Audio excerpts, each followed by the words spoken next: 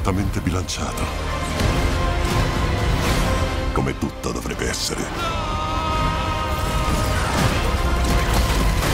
Si ricorderanno di voi.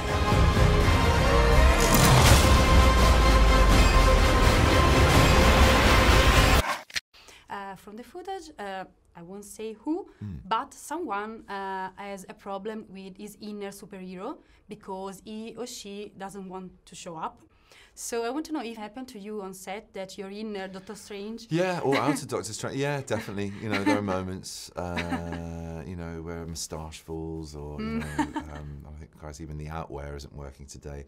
And there are moments when you feel sort of stupendously idiotic, but then you remember that this is all child's play, it's all smoke and mirrors, and it is whether you're doing, you know, verisimilitude, kitchen sink drama, whether you're doing fantastical sort of space and time and comic epics like this, you have to bring a commitment, and when you're not feeling it, it shows, and you feel really icky, and it's just embarrassing, you want to go home. But always the trick is just to sort of shake your head, lose your pride, and get on with it, get out of the way of yourself and just commit to it. Thanos' name comes from Greek, the word Thanatos, which means death, and he basically wants to see half of the universe die. So, and in the comic book he says that the Avengers are all monsters like him, but he is the only one to have the courage to be a monster. So I want to know if you agree with him, and if it's so, if the Avengers are monsters too.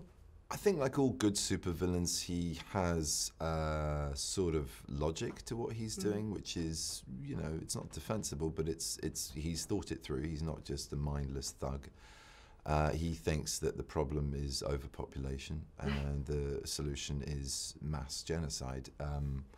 I take a little bit of an issue with that. I think, you know, I mean, it's interesting what we're going through on the planet to sort of bring it back to kind of meta-parallel. You know, we are becoming overpopulated, our resources are under great strain, we're living in an era leaning towards something that is truly unsustainable, and, you know, if we change all of our habits and consumerism and the way we eat, the way we travel, the way we dress, everything about, even then, is it too late to halt what's happened? And who knows?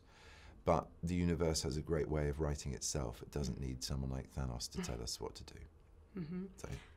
We knew that Doctor Strange is cool, but from what I saw a swag. Almost like swagger. Swagger, yes, yeah. Almost like Tony Stark. So I was a little bit. I mean, I think, you know, in this film, he's got a maturity from the sort of adolescent, super narcissistic ego you saw in the first film, and you know, it's still fun though to go toe to toe with the other one in the shape of Stark, and you know, goatee to goatee, as I've been saying. But I think, you know, one has to give, and when the name calling gets too much, I think Strange in this instance is the adult in the room to a degree, because his job is to sort of bracket the multiverse. He's kind of a guardian of stuff that supersedes and overviews all of it in a way. So he has a foresight and a role to play in this. It's pretty crucial. But yeah, it's been fun to spar with the others. We have 3 Chris in this movie. Yes. 3 Chris's, there they are. Yeah, Chris. I want to know if you have a favorite and why.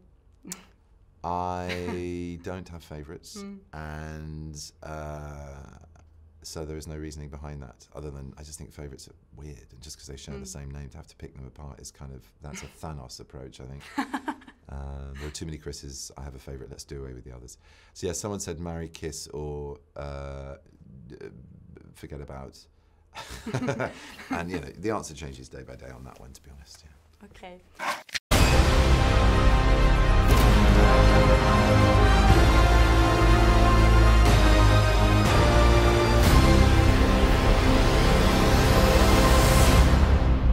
Io sono Peter, a proposito. Dottor Strange. Oh, usate nomi inventati. Allora io sono Spider-Man.